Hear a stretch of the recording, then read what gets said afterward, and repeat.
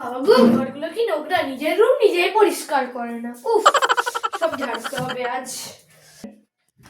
ও মামা, পরীক্ষার রেজাল্ট বেরিয়ে গেছে। হ্যাঁ, পরীক্ষার রেজাল্ট বেরিয়ে গেল? বলি বাহ, কত পেলি বল। তুই বলতে না, তুই খাতাটাই দে। আমি তো 190 পেয়েছি। নাও কাগজটা নাও। দে তাহলে দে। হ্যাঁ, তুই 199 পেলি না? 90 পেয়েছিস।